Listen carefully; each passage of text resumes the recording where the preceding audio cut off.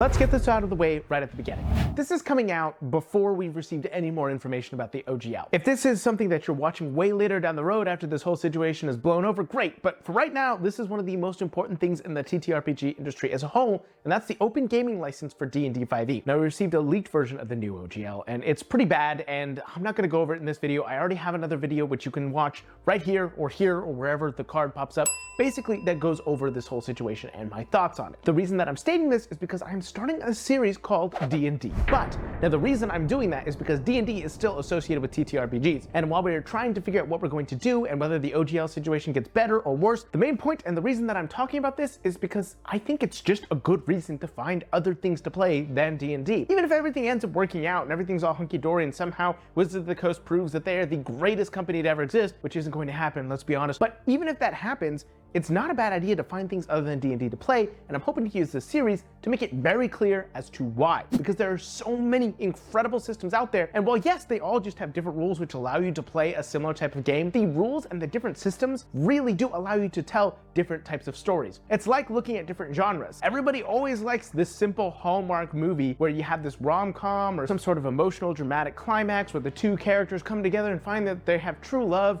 But if all the movies you ever watched were that, then it would get boring. And that's what D&D is. It is capable of telling one type of story, but there's so much more out there. That being said, I'm starting with Pathfinder, which I'm going to be 100% honest, Pathfinder is very similar to D&D. You're pretty much going to tell the same types of stories, but it is going to be a little bit different. Let's start with figuring out the difference between these two systems. D&D 5e and Pathfinder 2e are about the single most similar systems you're going to find when it comes to trying to transfer from D&D 5e. Why is that? Well, because they are intrinsically entwined. In fact, Pathfinder was originally D&D, and it was something that was spun off of D&D in order to create a more interesting story. It was also something that was made to avoid other versions of the OGL back then, so, well, it really is kind of history repeating itself, isn't it? Point is, Pathfinder was made to reduce the shortcomings of D&D as a whole, but they are still similar systems. Both systems are made around telling a high fantasy story, with magic, with warriors, and a quest to save the world, usually. I mean, it's up to the dungeon master what types of story can be told, but yes, this is basically another high fantasy system. The largest difference between the two is Pathfinder is much more interested in making sure that the rules are well taken care of, while D&D 5th edition was made to be much simpler. Honestly, the best way that I can describe this is considering D&D to be those large pieces of Legos that kids would use when they were younger, and when you got older, you got to move up to more advanced Legos. Maybe that's a little bit derivative or even a little condescending, but honestly, I think it is the best way of describing it, and there's nothing wrong with that. When using those larger blocks of Legos, you had the ability to be a lot more free with what you were doing because you didn't have to know what was going on. You didn't have to know which specific piece you needed. You didn't have to know everything you were dealing with. You could just put those pieces together and quickly develop a massive structure. While meanwhile, with Legos, you had to be very careful with what you're doing, but you could create much more intricate things. And I think that's the same case between Pathfinder and D&D. However, one thing I want to make clear is I'm not a mechanics channel, so I'm not going to focus too much on the mechanics except for where the largest differences lie so that they can prop up the points that I'm trying to make. And what are the points that I'm trying to make? Well, I'm trying to explain what types of stories these systems will create. And I'm going to keep with that analogy of the larger Lego blocks and the smaller Lego blocks. In fact, I should really figure out what those are called. Were they called duplocks? Hold on, I'm gonna look this up. Large Lego block names. What were those called? Duplo. They were called Duplo, and apparently there was one called Quattro blocks.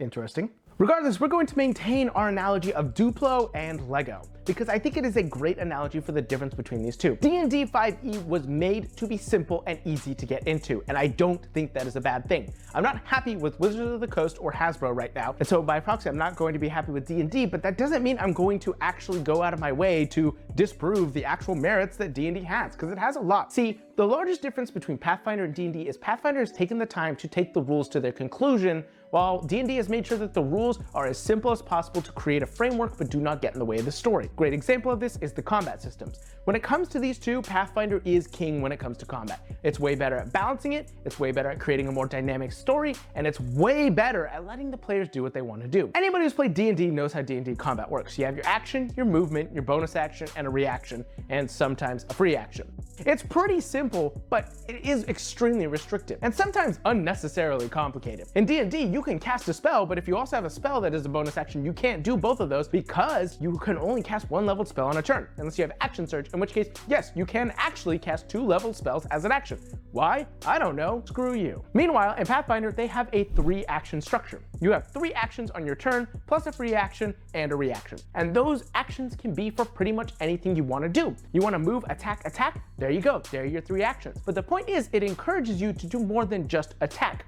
Those actions constantly develop upon each other to allow you to have more experiences and more options in combat. As a fighter, if you go in and use all 3 of your actions to attack, you actually begin to get a lower modifier on your attack rolls for each subsequent attack. This encourages the player to think smarter and not just do what D&D encourages, but just run in and deal more damage, which I think is largely extremely boring. Now, the great part about D&D and the difference between the two is D&D then allows the player to have so much more freedom when it comes to their imagination. Yes, I go in and I attack, but how do I attack? What else am I trying to do? There are so many options out there for actions because I can make them up. Hey DM, I would like to go in and try and perform this very specific maneuver, not necessarily to deal damage, but to cause some large environmental damage that may cause this tree to fall over onto the enemy. In Pathfinder, you don't really have that option because, well, there's a rule for everything, and therefore you must follow the rules. D&D is made to not have as many rules so you can make them up as you go along. Now, I'm certain that one thing that a lot of people are thinking about right now is who cares? Isn't it make-believe? In D&D, we ignore our homebrew rules all the time. Why can we not do the same with Pathfinder? And I'm gonna be 100% honest, you're pretty much exactly correct about that. The issue is that Pathfinder just has a lot more specific rules. I mean, seriously, the core rulebook alone doesn't even get to certain rules until after page 430. And there is some merit to the statement that you have to know the rules before you can break them, and I think that's very true. Pathfinder is very careful and very insistent on balancing its rules on top of each other so you know what you can and cannot do. And once you understand all that, I could see it being pretty easy to break the rules where you want, and without that, I think you may accidentally end up creating an unbalanced game without even meaning to. Now, it is important to realize that I still think that Pathfinder is the better of these two systems after looking at all the rules. I don't mean to be negative in any way, I just want to be honest. I don't like D&D right now. Specifically, I don't like Hasbro and everything that they've created and done. But if I take that anger and channel it into being disingenuous and trying to paint D&D as a terrible system, 1, I'm a hypocrite, and 2, I'm not really giving you guys the information you actually deserve. This is about genuinely giving recommendations, not trying to just randomly create systems that are better than D&D because it makes me feel better to talk bad about D&D. That's why I'm making sure to spend so much time differentiating between the strengths of these two systems. It's important for you to realize which one is good at which so that you can make an informed decision for yourself. But I will emphasize again, after looking at the rules, I genuinely think Pathfinder is the better of these two systems for the types of games that I personally would want to play in. So please keep that in mind. Now, why is this important to talk about when talking about Pathfinder? Well, Pathfinder is just way better at combat.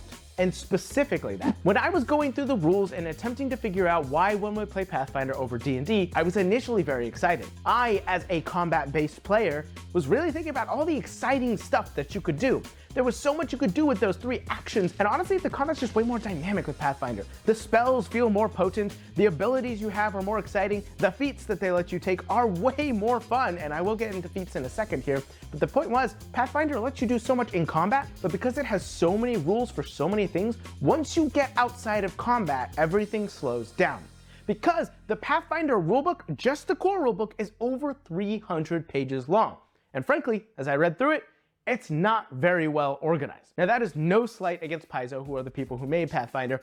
It's just a criticism that I noticed. I think the system is awesome, the work they're doing is amazing, but man, was it hard for me to find anything I wanted in that core rulebook. Meanwhile, D&D is just more condensed, and they make sure to do that, which I think is honestly the better system when it comes to wanting to tell a more dynamic story outside of combat. Now, I'm not saying D&D is better for storytelling than Pathfinder, but I think Pathfinder is better for specific types of stories, and that's stories more focused on shonen anime, honestly. And I'll get to what I mean in a second, but when you look at D&D, you realize why it's so easy to run anything outside of combat. D&D boils everything down to a few different rules. You have advantage, you have disadvantage, you have your different DCs, and you just decide what skill check they're gonna run. It's not difficult. In an environmental scenario where I'm looking at a cliff and I say I would like to climb up that cliff and jump to the next one, the dungeon master has every ability to choose how they want to do that. You're climbing up there, okay, it's a slippery slope, I'll need an athletics check. And now you're jumping across, all right, well let me go ahead and decide which check to make, or I can just look up what the long jump rules are. Oh, let's be honest, anybody who plays D&D who really knows the jumping rules. Meanwhile, in Pathfinder, you would have to look up rules for every single specific scenario. You're climbing, let me look up that. You want to jump? Let me look at that. By the way, Pathfinder has extremely in-depth rules for the difference between long jumps and high jumps, meaning that very scenario has been thought out, but it's going to be so difficult because no one's going to remember all those rules. But let's back it up. Why did I say that Pathfinder is better for telling shonen type stories?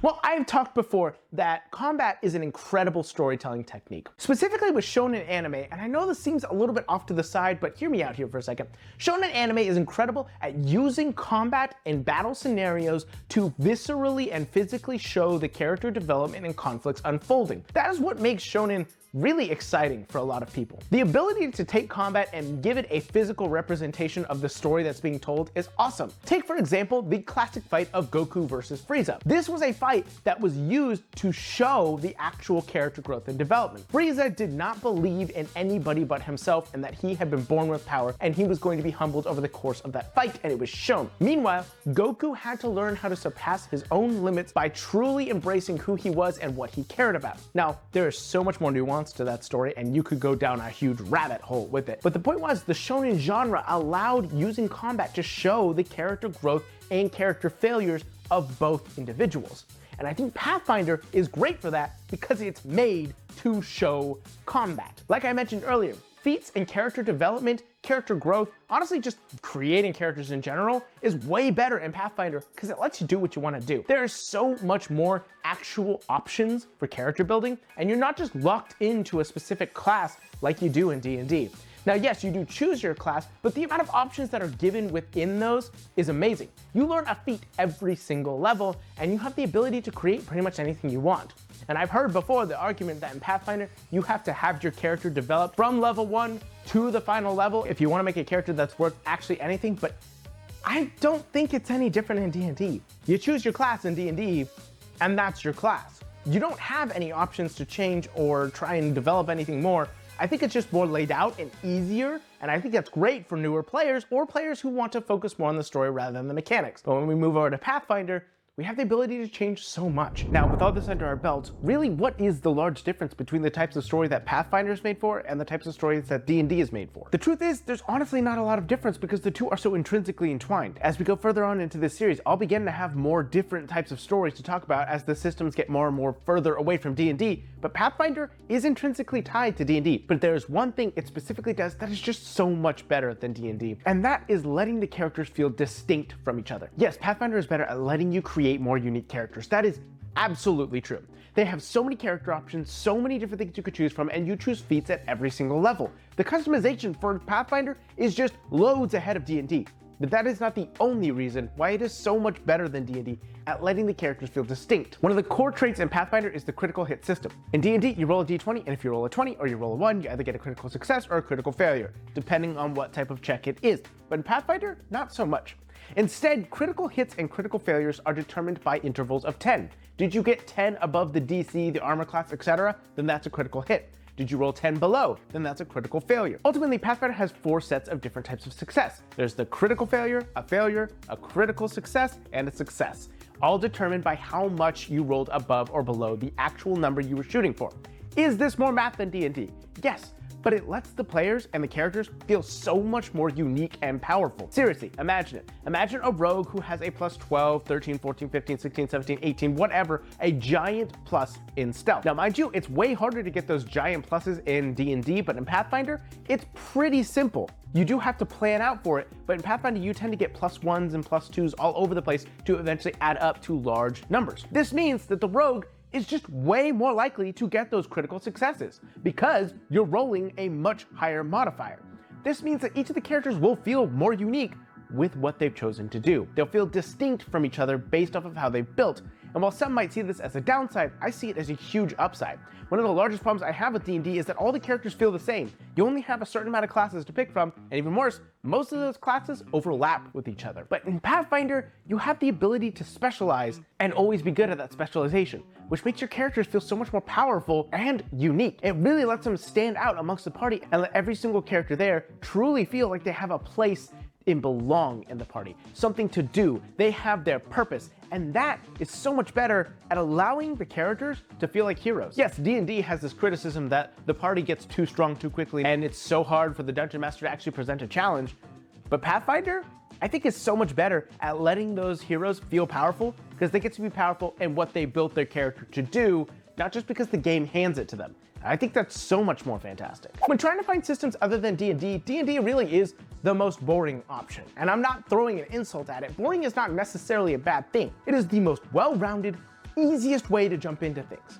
But once you find what you actually want to play and run in your games and start to narrow in on it, then it's time to move away from D&D. And I think, honestly, as horrible as this whole OGL situation is, and as much as it is affecting people's lives and money, when it comes to the TTRPG situation as a whole and the community itself, ultimately it could be a net positive. Because branching out from D&D into other systems, I think is the best way to tell better stories at your table, and it's why I'm so excited for this series. Because this series is about what the different types of systems allow you to do when it comes to storytelling. If I look at this system over here, what kind of story does it allow me to tell versus this system? And once you find what sort of stories you want to tell, then you start moving into those different systems, and I think it is a host more exciting.